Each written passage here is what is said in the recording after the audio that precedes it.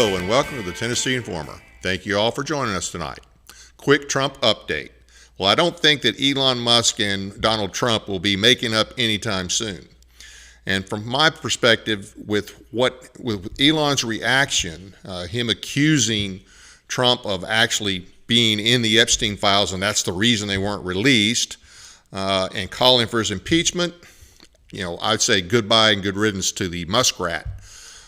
Now, I do agree with him that the big, beautiful bill is not a big, beautiful bill. It is big, but it's not beautiful. There's a lot of ugly in it. There's a lot of things that I'm hoping that the Senate can fix. They definitely should try. The situation out in California, I guess, is, from what I heard latest on the news, is calmed down some, but they have called in the Marines. They had some guard there as well. Now, I know there's issues with the question of constitutionality, and I'm not going to actually cover that tonight. I certainly don't have time to go into it before the show, but I will say this. The president, even though he has to follow the Constitution, he has to deal with these people, okay? These people, these are invaders. These are foreign invaders. These are people that are waving foreign flags. They're violating our laws. They're violating our laws just by being here. They're attacking federal agents. And even though I'm not a big fan of the federal government, you can't attack federal agents. Now, states cannot be forced to use their resources to uphold federal programs or federal laws, but they also cannot interfere. So he definitely has to be tough on this. Now, I don't know, maybe the answer is, California secedes and we build a DMZ along that border. I don't know. But I know that he can't just sit back and allow these people to do what they want to do. Now, I am concerned that we're not going to see only more of this in California, but possibly every blue city in the country.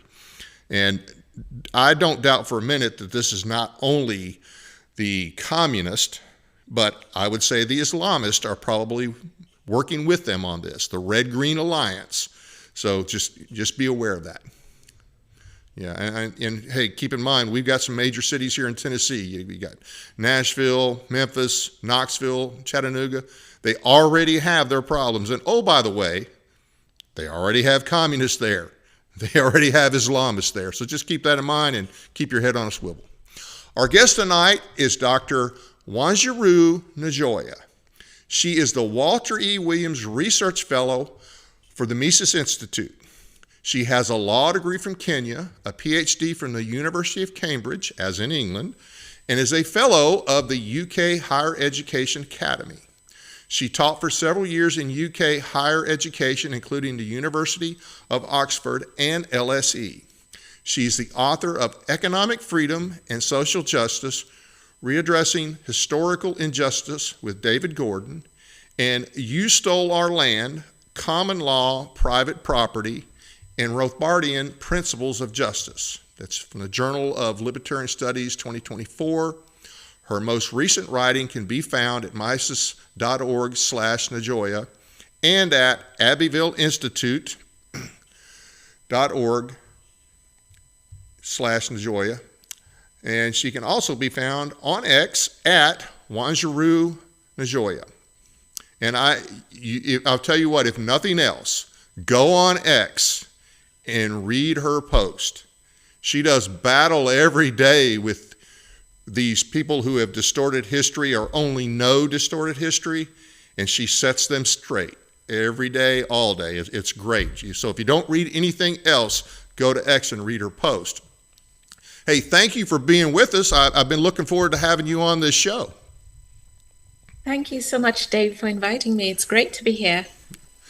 Well, we were talking before the show, and I just read the titles to your book, and I brought up, I'm like, well, now, wait a minute. From everything I can tell, in my mind, from an American point of view, you're a conservative, and, you definitely are constitutionally minded.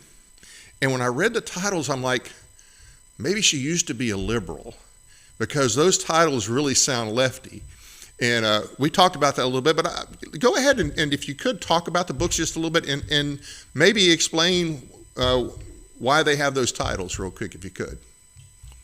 Yeah, so the content of the books is probably the opposite of what you would think when you look at the titles. So the one that says redressing historical injustice, we're arguing that people are not entitled to reparations. They are not entitled to, you know, complain about what they call their historical grievances. They are not entitled to say, I'm suffering legacies of injustice. So ours is an argument against all those historical injustice arguments.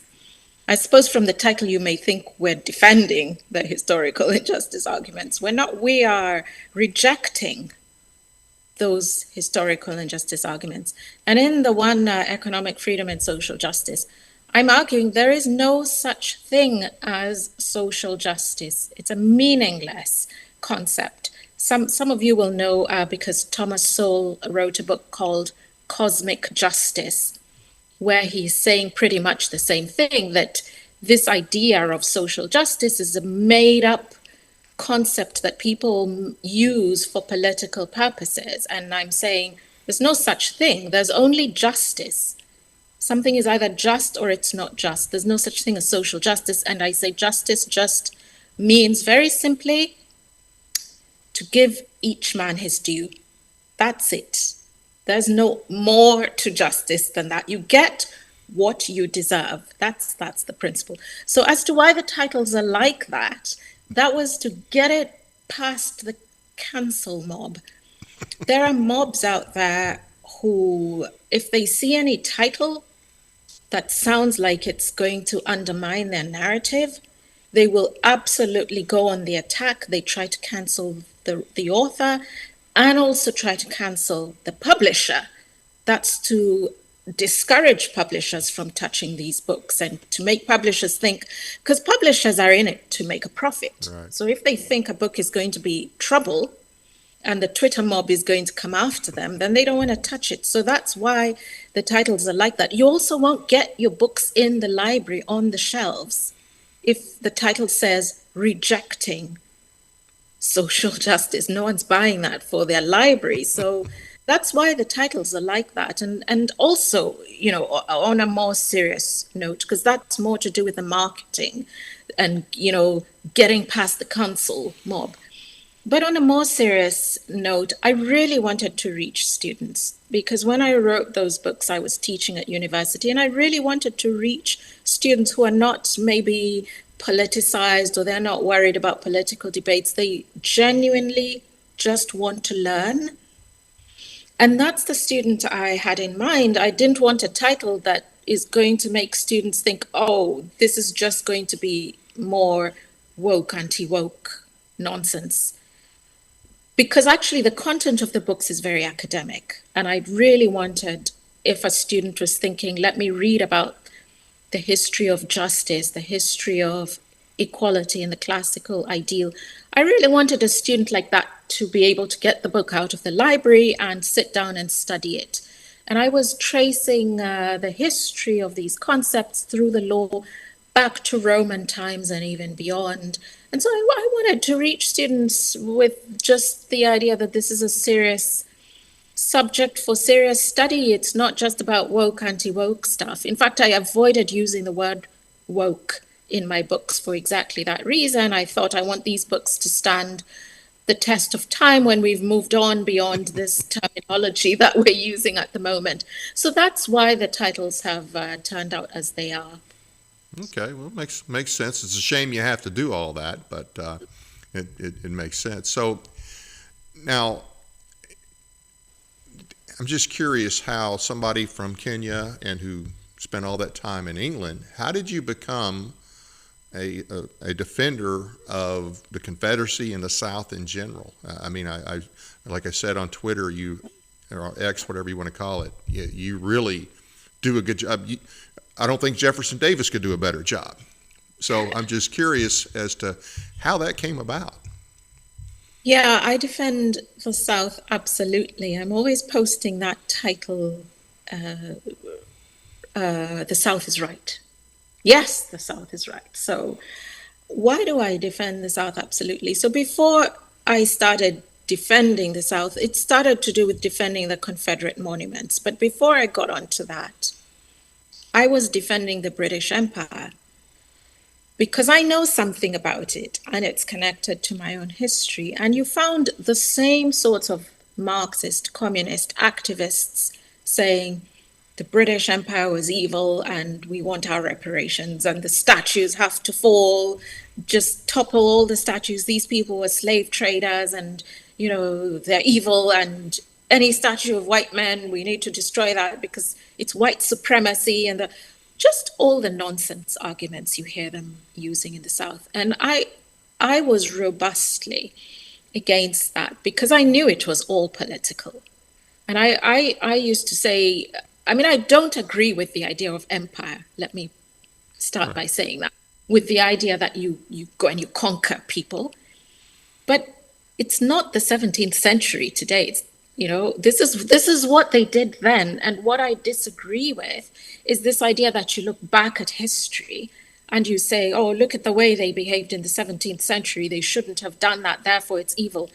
That's a really stupid way to look at history. So when I say defend the British Empire, I'm not saying go and get ships and go and conquer people and go and create an empire. What I'm saying is you defend the people who in the 17th century did what was right in the world as they understood it to be. We may look back and say they shouldn't have done that, but we can't turn back the clock. They did what they did, and it's wrong, in my view, for people to judge them. So that was my message and why I would defend the British Empire. So coming to the American context, to my surprise, I found that the same arguments people are using to demolish the British heritage, they're using to demolish the Southern heritage. Now, it's really interesting to me, and I know I've talked a lot about this on Twitter when I take aim at the Yankee hypocrites. It's really interesting to me that in the UK, in the British context, they just always refer to it as British. There isn't that divide that you find here, North and South, because of the war between the states. Because you don't have that in the UK. It's all the British are evil, the Scottish are evil, the Welsh are evil, the Irish are evil, kind of attacking the entire United Kingdom. So it was really interesting to me coming here to see that here the debate is more targeted at the South. And you often find people in the North joining in. This is, to me, it's preposterous. Instead of people standing together as Americans, you get Americans in the North joining in with evil communists to attack their Southern brethren. I just find this hypocritical and stupid. So that's how I began to defend the Confederate monuments. And then with the Confederate monuments, you also have another feature you don't find in the UK. So see, in the British context, all the statues are defended, all of them.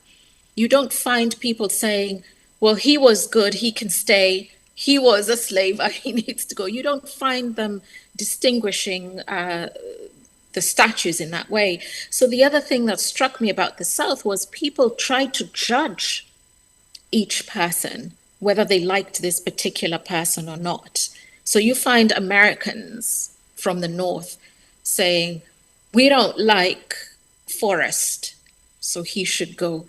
And one of the messages I wanted to put forward was you can't pick and choose. If you defend the heritage, you defend the heritage absolutely. You don't start trying to judge each man based on what you might think are the moral standards that you deign to apply to people from the 19th century. So that's been one of my messages as to why I defend all the heroes of the South. Coming to the Mises Institute, I was so delighted to find that Murray Rothbard defended the South and the Southern cause in exactly the way that I'm describing. And he said in his defense, so the reason he defends the Southern cause is because he thinks it was just. It was a just cause. He's interested in justice, the idea of justice. But when he defends the Southern cause, he defends all the heroes of the South. That was the way that he put it. He said, Davis and Lee and Jackson and Forrest and all the heroes of the South and Dixie and the Stars and Bars, all the heroes of the South, not let's pick and choose which are the ones that we want to defend. So that's, I guess that's why my defense of the Southern cause has been so uncompromising. And of course, the main issue is well, we hear that, well, hey, they own slaves. So that's the reason why we have to tear down their statues. And that's the reason why they were evil, because they own slaves. As if there was never any slavery in the North, as if no one in the North made $1 off of slavery, or every colony at our founding had slaves. I mean, but you don't hear that. Absolutely, and that's why, going back to the British context, that's why they defend all the statues. They don't say, well, this one was a slave trader, this one wasn't a slave trader. That doesn't make any sense, because at the time, slave trading was legal. We look at it now, we say, well, it shouldn't have been legal. Well, okay, it shouldn't have been, but it was. And so you can't judge people by today's standards and saying that should not have been what it was. That is what it was. And so coming to the American context, and again, as you say, slavery was legal under the US Constitution in all the states. When the United States declared independence, there was slavery in all the states. There were slave traders, in fact, were Northerners. They were not Southerners. Southerners were not involved in the international slave trade. That was all done from Massachusetts, Connecticut, Rhode Island, and New York. So it's the hypocrisy. I think you may have seen this on X. I posted recently an extract from Charles Sumner speaking in the Senate, yes, fulminating about slavery in the South as usual. And he was saying, never in the history of the world have we seen slavery as it's happening in the South, which is absolutely ridiculous, because his own state was a slave state. In fact, Jefferson Davis said in the Senate that Massachusetts slave owners were the most brutal of all slave owners. So it's incredible how he just memory hold that history and started fulminating against the South. And it's the hypocrisy that I think is dishonest and that we need to call out. Nobody, and there are no exceptions to this, nobody has got a right to judge history. Everybody's history has got things in it that you would look back and say, with hindsight, this isn't a good thing, but you can't turn back the clock. Yeah, and I think a generation that has, for many of them, which have believed that abortion in any circumstances is a right, and people that don't recognize the difference between male and female, and we have so much perversion in our society today, I don't think that generation is fit to judge possibly any past generation. That's just my 2 cents on that. Absolutely. It's the people, when you look at the people who purport to be moral judges of the past, and they have no morals themselves. They're the most, they're the most immoral people it's possible for us to imagine, and they're purporting to judge people from the past. I find this absolutely incredible. Now, another thing, too, and I know you've mentioned this, and I've seen it on X and I've seen it other places, of course, is that, they bought the slaves were bought in Africa. Matter of fact, I think you had a post on this last night that you mentioned that fact that, hey, they were sold in Africa. They weren't captured in Africa. A bunch of scurvy-ridden white guys didn't get off the boat and chase down a bunch of black guys in the jungle. They bought them from other black tribes that had captured them. Yes, and it's really important to keep on reiterating this, as I do at every opportunity, because when I make those posts saying, hey, wait a minute, these slaves were sold by their fellow Africans, when I make these posts, it's in response to dishonest people in our established media, in the press, in the universities, absolutely dishonest people who say, oh, look at these people that were stolen from Africa. No, they were not stolen. They were purchased. You can't blame the buyer while exonerating the seller. And that's the hypocrisy that I was talking about. They say things like slaves were bought. They use the passive language as if they were bought from nobody. And when you ask them, well, who were they bought from? They were bought from the Africans that were selling them. And by the way, this is another point that I often make. The slave trade did not begin when Europeans started buying. That trade had been going on for centuries, with Africans selling slaves to Arab slave traders.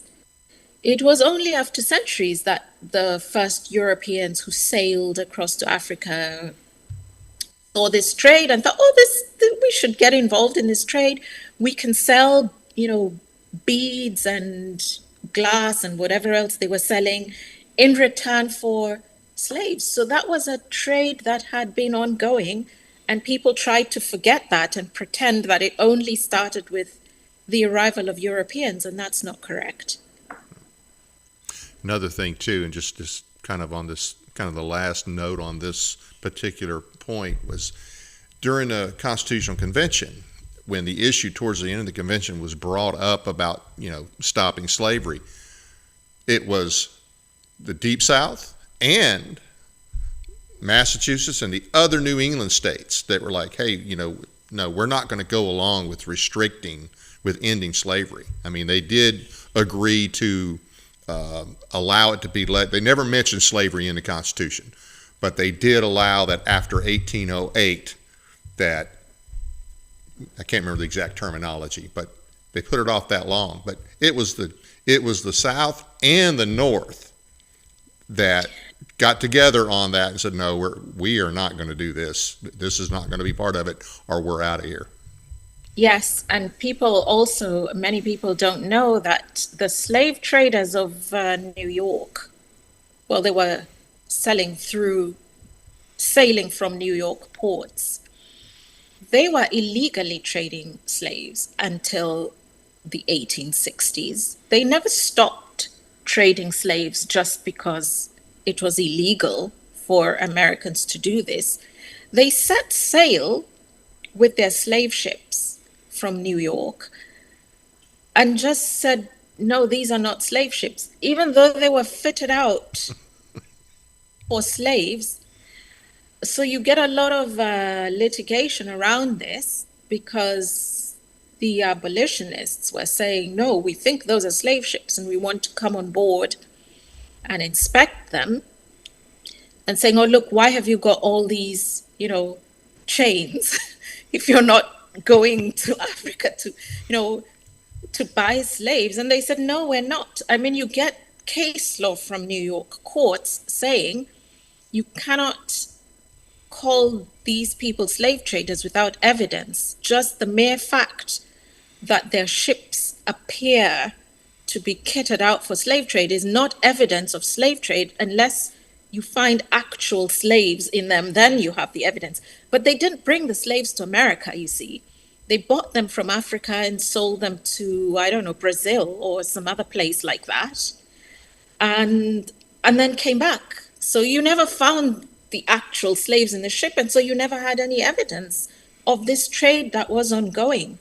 It wasn't a secret. People knew that this was going on. So the sheer hypocrisy today, where people try and pretend that slavery was a unique feature of the South and nobody else was involved in it, is total hypocrisy.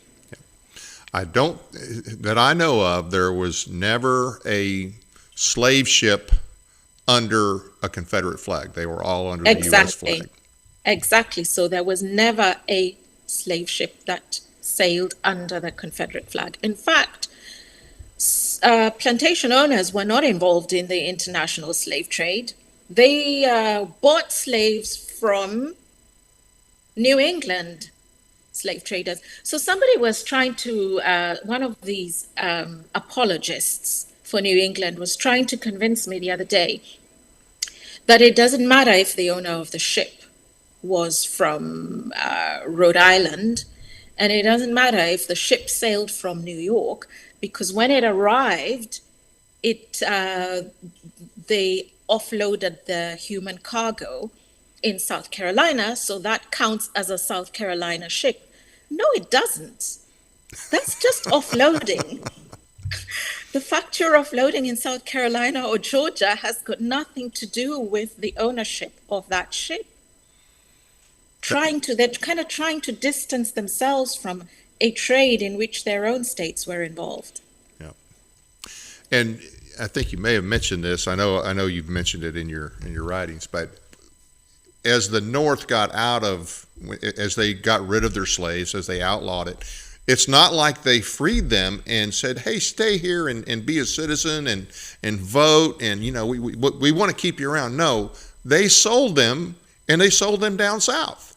They didn't keep them around. They weren't, hey, welcome to citizenship in Massachusetts. That's not what happened.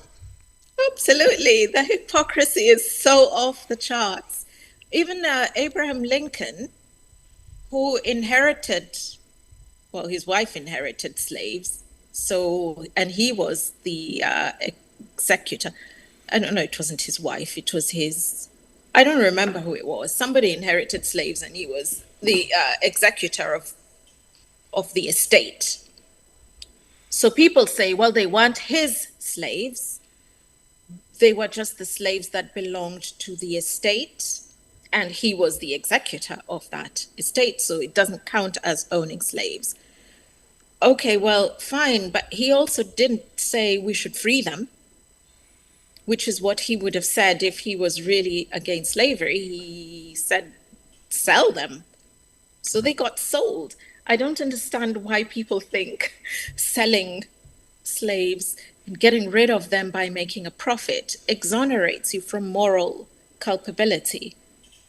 Oh, it was Robert E. Lee whose wife inherited an estate with slaves. That's right, because that's the comparison that people make, and they say, well, Robert E. Lee was a slave owner.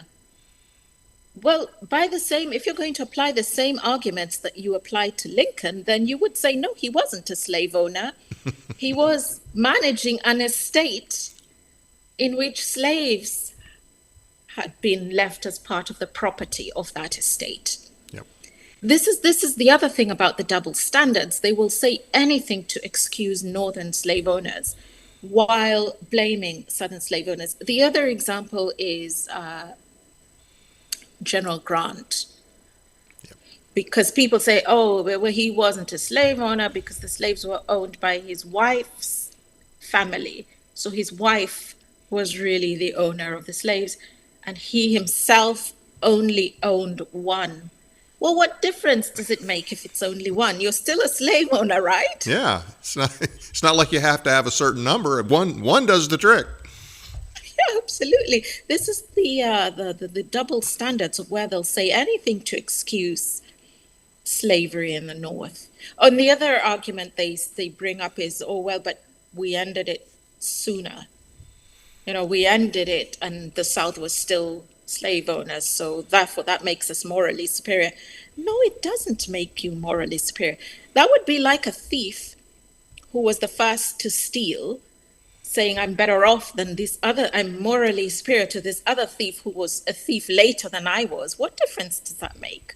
The moral blame would still be the same. Absolutely. And there were a lot of northern states that had they did not want freemen from the South, and there were quite a few freemen in the South. Matter of fact, there were black slave owners in the South. They did not want them to move to their states. So states like Ohio, Michigan, Illinois, and I think Indiana, you have to post a bond that most white men at the time could not have afforded to post. And oh, by the way, just look the wrong way, do the wrong thing, and you're gone. That's right. They banned Black people from entering into or settling in their states. And they think that in any way they are morally superior. In fact, many people might say, and some people have made this argument, that that makes you worse. If you say, in theory, I'm against slavery, but in practice, Black people are banned from entering into my state. Some people would say that that's worse than the South that embraced Black people living in the South. And that's another aspect of that I talk about the South. When I say embraced, it wasn't all conflict and hostility. It was a life. It was a hierarchical life, yes, where you had status distinctions between master and slave. But that doesn't mean that it was conflict. It just means it was hierarchical. I mean, if you look back to the history of England, you also had status distinctions, the master and servant status distinctions. And if you were a servant, that was your class. And if you were of the master class, then you had rights that people in the servant class didn't have. This is the way feudal societies were organized. So some people might say that that is a more stable and harmonious society than one where you ban people based on their race, which is what they did in the North. And I think what this shows is that looking back at history and trying to make moral judgments about who was better, who was worse. I mean, if you look at slavery in Africa, in West Africa, for example, they would bury slaves alive with their master. If the master died, they would bury him and throw the slaves in alive and bury them. So that's cruel. You can look back and find so many horrifying stories. When the British first went into West Africa, they were horrified at what they found there. So you can look back at history and the different things that used to go on, but trying to exercise moral judgment is always going to be fraught with difficulty. And I think many people have made this point that if you're going to measure it by reference to brutality, the American South wasn't the most brutal slave-owning society. It's nothing compared to Africa or the Arab slave owners, who were also absolutely brutal to their slaves. And we should just be glad we moved on from, living in such brutal conditions. Yeah. What are some of the biggest misunderstandings about the war and Reconstruction? And of course, the war, we're going to talk about slavery and secession, and we know that the normal narrative is, well, the totally pure North fought to free the slaves, and of course the South, they seceded just so they could keep their slaves, which is all garbage. But that's pretty much the narrative. So let's hear your thoughts on that. One of the debating all this with people on social media, I realized that one of the sources of a great deal of confusion is who started the war, who was the aggressor. Because when you know who the aggressor was, many, many other things become clear. And I think many of the mistakes that people make, it's because they think that the South was the aggressor. They think the South started a war, so they then ask themselves, why did the South start the war? They started the war because they wanted to keep their slaves. But go back, the South did not start the war. The war was launched by Lincoln. So the question is not, why did the South launch the war? Because they didn't. The question is, why did Lincoln launch the war? And the answer is very simple. Because he wanted to safeguard his tariffs. He did not want the South seceding. He was going to lose his income. He said, no, you cannot. He said, it's a union. You can't just leave.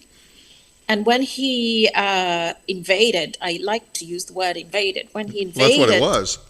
yeah, when he invaded South Carolina, he said it was to secure his tariffs. That's why he wanted to reinforce Fort Sumter.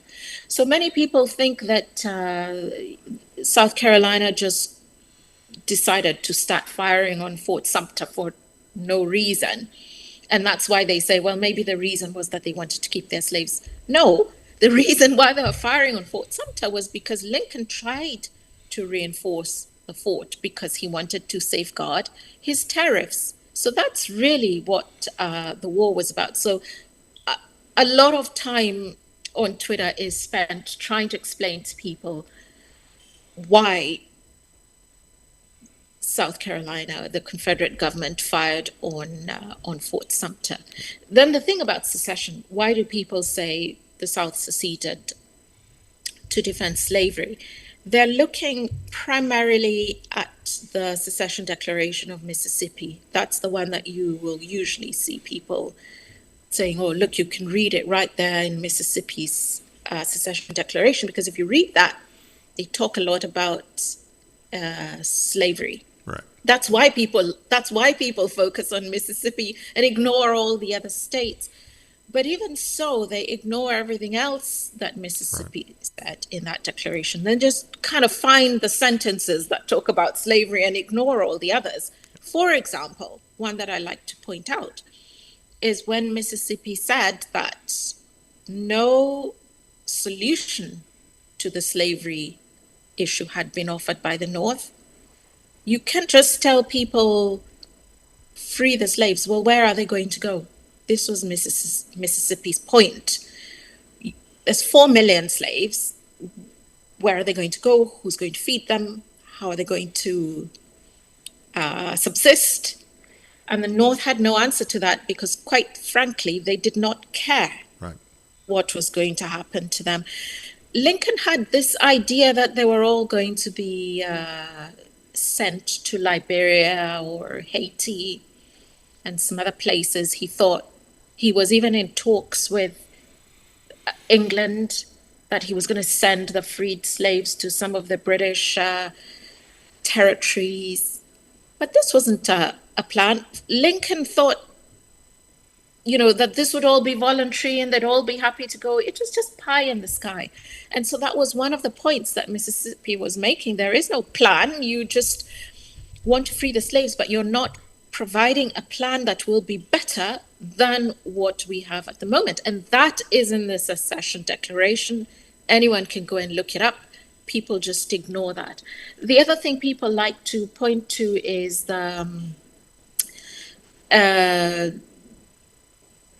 Confederate Vice President, Alexander Stephens, yeah. His cornerstone speech, so-called cornerstone speech. They call it cornerstone speech as if that's all that the speech was about, which it wasn't. But once again, what they take from that speech is that part of the speech where he says racial inequality and the superiority of the white race over the black race is the cornerstone of our Constitution, the Confederate Constitution, as it was of the United States Constitution. Because here was the point the Confederate government was making, is that it's about the Constitution, and it's about the principles on which the Constitution was founded, of which Alexander Stephens said that that was one. And he even spends quite a lot of time explaining why the superiority of white over black was in the Constitution as he sees it, as they saw it at the time. Of course, we don't see it this way now, but as they saw it at the time, they saw it as ordained by God. But that was North and South. I mean, the Yes. attitude with between Stephens and Lincoln there was no difference in terms of superiority. I mean, that was North, South, East, West. And just to clarify something here, so now Lincoln made it clear that he had no intentions of interfering with slavery in the South, and he said that he had no constitutional right to. Now, later on, he did the Emancipation Proclamation, which really didn't mean a whole lot because it only applied to the places where he could not enforce it anyway. But the big thing before the war was westward expansion, and they didn't want slavery in the Western territories. Well, they didn't want slavery / they didn't want blacks in the Western territories. Well, when the South left, that took care of that question. They didn't have to worry about that anymore. So, and you mentioned the tariffs, and it's not just the tariffs that, okay, now the South would not be paying tariffs to the federal government, which it paid the bulk of them already. Not only that, now you would have a separate country to your south with ports that France and England would probably never go past again if they didn't absolutely have to, because that's who they were going to trade with. I think that was the bigger fear, was where are we going to sell our stuff? How are we going to raise any revenue? The South will ruin us if they become a separate country. Not just the loss of revenue from the South, but the loss from everywhere else. Absolutely. And that was one of the points that was emphasized and highlighted in Britain and in Europe, whom, as you know, were primarily supporting the South, because they knew exactly, as you're saying, these were their trading partners, and that's what the North was concerned about. The South would be selling cotton to Britain and Europe, and they wouldn't have to worry about selling to the North, because why would they? Right. This was a concern. And you're just to go back for a moment to the point you're making about Lincoln, because I think this point is worth emphasizing, that everything Alexander Stephens said in his cornerstone speech was said by Abraham Lincoln. All those ideas about, that the races are not equal, that they cannot coexist, that they need to be separate, and that this is right, and that the white should be superior over the black. Lincoln said that repeatedly, not just once. He said it repeatedly. Like, this wasn't in the 19th century. This is what everybody believed, not just in the American North and South, but in Europe as well, everywhere in the known world. That's what they believed. This is not even an American idea. You can even trace it back into the earliest known writing in Europe, saying there are different races in the world and the white races are superior. So this is nothing. People who think this is some peculiar idea that only pertained in the South are completely wrong. I listened to your speech today for the second time that you gave at the Mises Institute on May 17th, and it was Reconsidering Reconstruction, or Reconstruction Reconsidered. Can't remember which, but excellent. I encourage everybody to go listen to it. But you bring up a lot of good points about things that went on during Reconstruction and the total lack of concern that the North/Union had for the blacks. And I don't think you actually brought this up in the speech, but you mentioned Alexander Stephens a few minutes ago.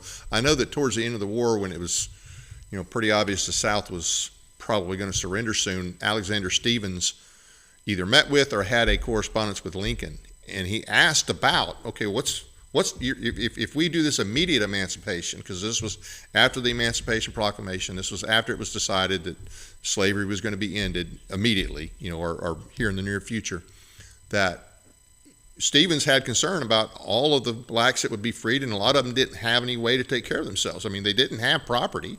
Some of them had skills they could use, others didn't.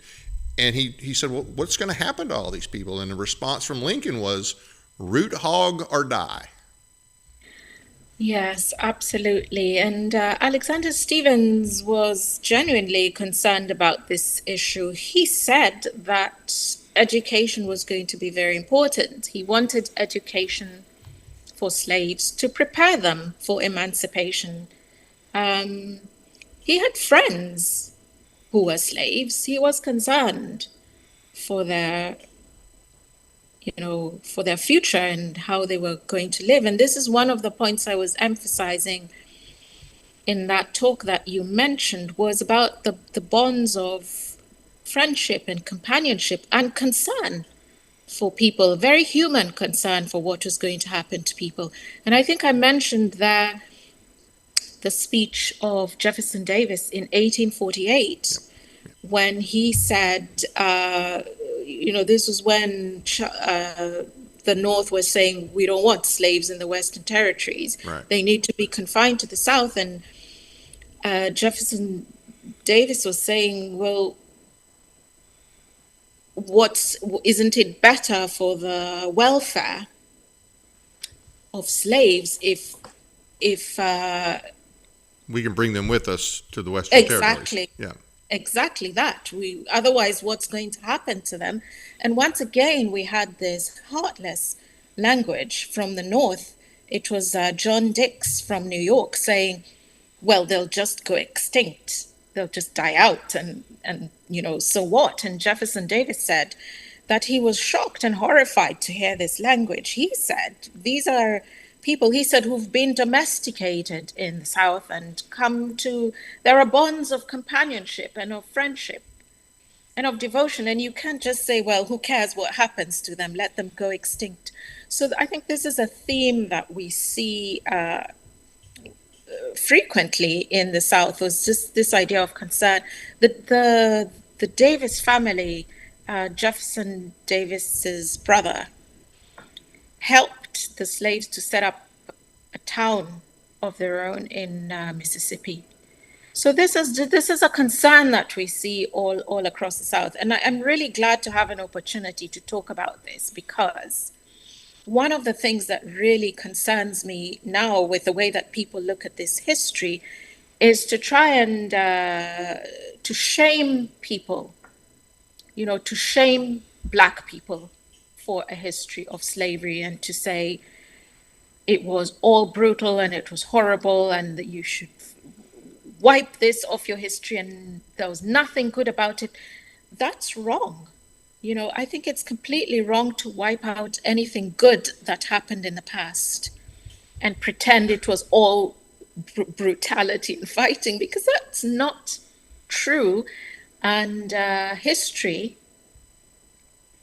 is important in all its elements. The truth is important in all its elements. And because people only emphasize brutality, I thought it was really important to emphasize these elements of concern that we could see at the time for the welfare of slaves. And I think I talked a lot also about what happened to them after the war, which was a lot of hardship and suffering when the whole society was just disrupted, as often happens after war.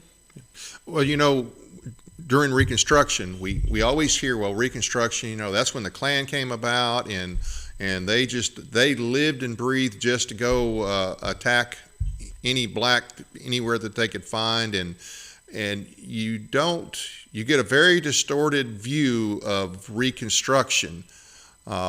And you did address that. As a matter of fact, you talked about the Union Leagues. You did talk about the Klan as well. So let's talk about that a little bit, because everybody's heard about the Klan, but a lot of people have no clue. I didn't know anything about it until about 5 years ago, about the Union League and how those were manipulated by the radical Republicans to turn them against all of the Southern whites.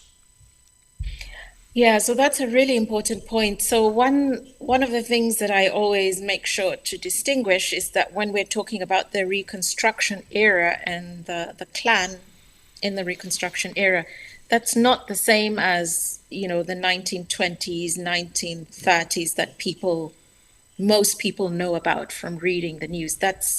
We're talking about the Reconstruction era, which was 1865 till approximately 1877. It varied from state to state, but that's the approximate date of the end of the Reconstruction Klan. Now, the reason why it arose in the first place was for defense. And this goes back to what I was saying earlier about knowing who is the aggressor, knowing who's launching the attack and who's fighting defense. And the reason why I say, so some people say, well, no, you shouldn't say that the Klan was fighting defense, because if you look at what the Union League did. It wasn't really an attack. But let's look at the nature of what they were doing, that people say it wasn't really an attack. First of all, they were arming the black people. Okay, they were giving them weapons. That's the first thing. Second, propaganda, telling them the whites are going to hurt you. You have to fight. They're going to re-enslave you. They're going to re-enslave you. You know, we want to give you money and property, but the whites are going to prevent that. They're going to prevent us from helping you. They're pretty much inciting them, you could say. Right. They would be marching. This is the other thing that I was highlighting. It wasn't just talk. They'd be meeting in the woods at night, planning, doing drills, marching, going to plantations, armed, making demands and saying, so here's the thing that the Union League would say, those plantations really should be yours. So go and get them. So off they arrive at the plantation. I've come for my land. I was told that this should be mine and I'm here to. When you look at this, no honest person can say that nobody would try to stand defense, right, that wasn't an attack, and that they had no reason to fear. They did have reason to fear. It was an absolutely volatile situation that had been created by the Union League. On purpose, they had deliberately done this, and their goal was to entice the black people to vote for them. And this was really important because that vote was valuable. Many white Southerners had been disenfranchised. They couldn't vote. So that's why that was their motivation to do it. They stitched up that vote for the next decade at least. Oh, yeah. Well, I mean, yeah. Much absolutely. longer than that, yes. Yeah. As a matter of fact, they would even, if there were blacks that at that time who were not supporting what they saw the Union League and the radical Republicans doing, and if it was found out by the Union Leagues that a black was going to vote for the Democrat Party whenever they were allowed to at that point, I mean, they would go and intimidate that person. That person might be attacked, might be beaten up for, not voting the right way. Now, you always hear that about the Klan, that the Klan was out intimidating, and I'm sure that happened. I'm not saying it didn't, but nobody knows. It's as if the Union Leagues never existed. It's as if they were never armed. They were never. They never received propaganda from the radical Republicans, and that there was never anything that they did that was just like what the Klan, in some cases, did later. In fact, they started it. This Right. is the point. They started it. Yeah. What the Klan is doing is a reaction to what was started by the Union Leagues, who, by the way, were planning this even before the war ended. Yep. They had it all planned, and as soon as the war ended, they were right in there rolling out their plan. The other thing about the Klan would defend black people who were voting for Democrats. Because if they didn't, those people were goners. Yep. If they tried voting the Democratic ticket, they would be attacked. You for those people who've read the histories of the Klan, Right. there would be black families who were voting for the Southerners, who would say to the Klan, if you don't come and defend us, we'll be attacked. So it wasn't just that the Klan were riding to intimidate Right. Republicans, they were also riding to defend Democrats. That's what was going on in the South before the situation was stabilized in about 1877 or so. Yeah, and that's why the Solid South was that way till probably the 50s, probably the 60s, late 60s, early 70s. It was the Solid South because people didn't forget it hadn't been that long. They knew that the Republican Party they hadn't forgot what the Republican Party did to them after the war with Reconstruction. And Absolutely. People that try to make comparisons today and act as if the Republican Party today and the Democrat Party, we're talking about it's a whole different time, and it's those are not legitimate comparisons when they say stupid things like, well, I haven't seen the Democrats so mad since we freed their slaves, or those stupid remarks. You see them all the time on X. These people have no concept of our history.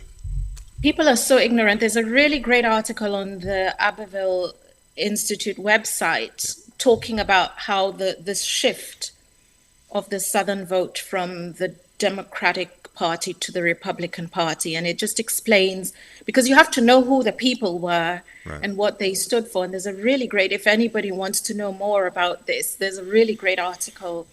I forget who it was, but if you go on the Abbeville Institute website, there's a great article on this shift from Democratic to Republican. Well, now also many great articles on the Abbeville. Absolutely. About what we're talking about with the union leagues and the violence, because it wasn't only the Ku Klux at the time. There were other militia groups that were and they were all put under that heading, regardless of what they were called, regardless of anything that happened that was against the radical Republicans. It was all put under the heading of, well, the Klan did it.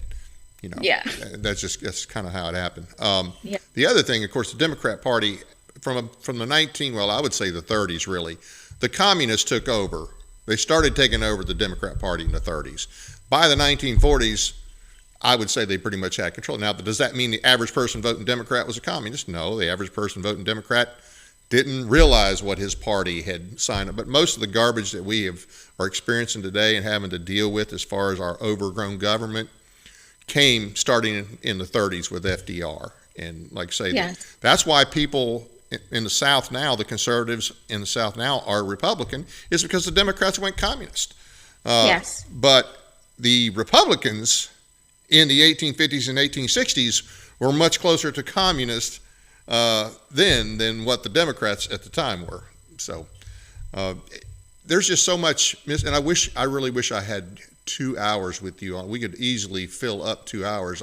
We've got a few more minutes, though. I do want to have you talk a little bit more about Reconstruction, and then why you think it's important. I mean, some people might wonder, well, why are we on X having these discussions about something that happened so long ago? I think it's still relevant and important for certain reasons, but I'd like to hear your thoughts on that. It's important for debunking the political arguments that people are making today in relation to civil rights, in relation to social justice, in relation to demanding reparations. Just yesterday, a couple of days ago, I was in a debate with some people on X who were saying they want reparations for the Tulsa massacre, as they call it, which were race riots. They want $100 million. These are the kinds of things today that make this history important, because it's the demands that are being made today are based on lies. So it's the demands for money. That's primarily what they want. But it's also the demands to destroy Confederate monuments, of which they've destroyed hundreds, and they want to destroy all of them. They have them all on a map. Here are all the Confederate monuments. We want them all destroyed. The Confederate battle flag. You have states like New York, California, where they say you can't display the Confederate battle flag on public state property. So these are the things today that people are saying that make it really important for us to show that this history is wrong. The Confederate battle flag, to show that the Confederate battle flag is not I don't know what they call it. They call it like a racism flag. It's not. It was the flag, the battle flag of the Southern armies who were fighting defense. It's a cross of St. Andrews. That X on there is the cross of St. Andrews. It's a Christian symbol. Yeah, so this is why talking about Reconstruction. Now, the other thing with demolishing the monuments, they say we need to get rid of Confederate monuments because it's KKK.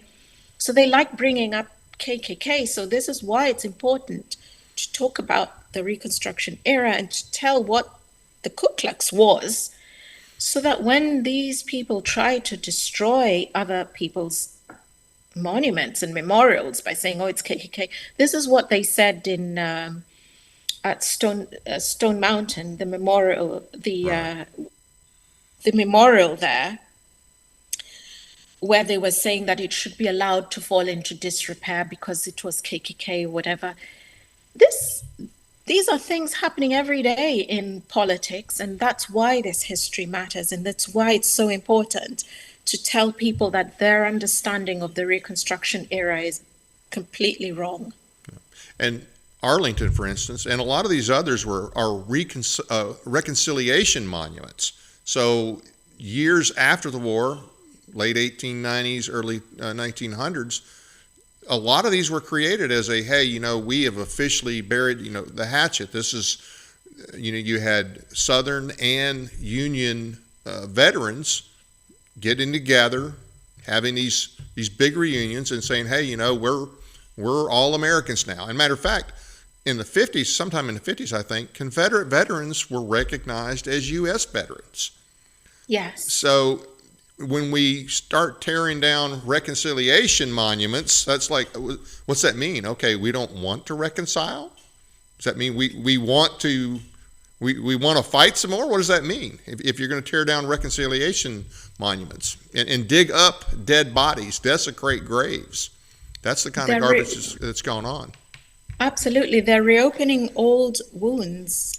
The destruction, the dismantling, I should say, of the memorial at Arlington, the renaming of the southern air bases, all these things, they are reopening old wounds because many people in the public don't know the truth. That's why the truth is so important. They get away with this because they tell lies.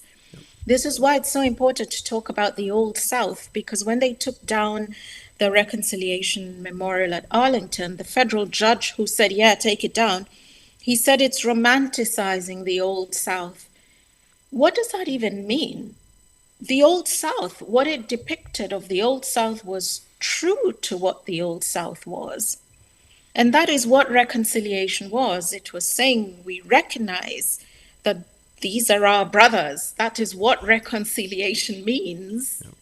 Yep. And now you have a judge saying we don't want to romanticize the Old South. So it's really important. When they say romanticize, they're trying to imply that everything depicted on the Reconciliation Memorial wasn't true, but it was true.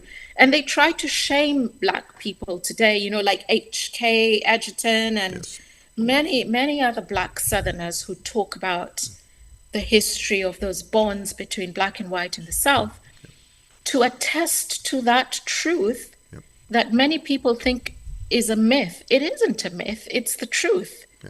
And that's why it's really important to talk about mentioning it. HK, he's my guest next Monday night, and I'm looking forward to that as well. Couple things here before we close. We always hear the myth of the lost cause. Well, the cause number one was not slavery. That was not the cause. And I think Jefferson Davis, and you can probably say this, remember the exact quote better than I did, but he talked about the lost cause was actually the Constitution that the founders gave us.